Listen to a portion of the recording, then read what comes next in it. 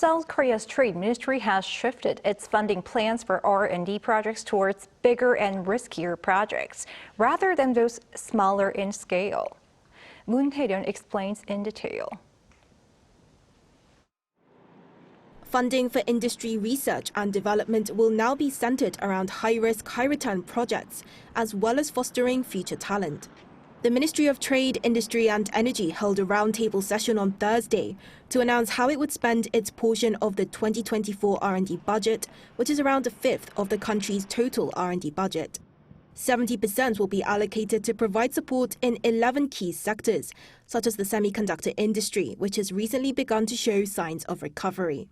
This equates to around 1.3 trillion Korean won, or just under $970 million for the government, but a total of 2 trillion won of public and private funding will be given to 40 projects in these sectors this year.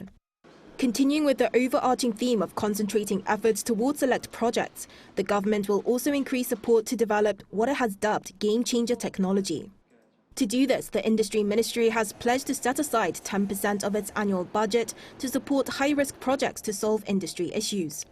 In addition, it aims to reduce small-scale projects and focus instead on those on a larger scale to maximize market performance, and to do this, it will be expanding the number of projects worth more than 10 billion won from 57 last year to 160 projects this year, by combining those with similar research goals.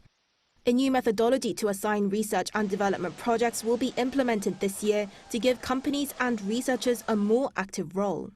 The government will present goals that need to be achieved, and companies and researchers can lead the project planning process, where they can form a consortium and allocate research funds among themselves. Another key area in which funding will be raised is nurturing future talent, by increasing the number of graduate school programs in new industry areas, such as chips, batteries and displays, from the current 3 to 11 this year. Hye-ryeon, Arirang News.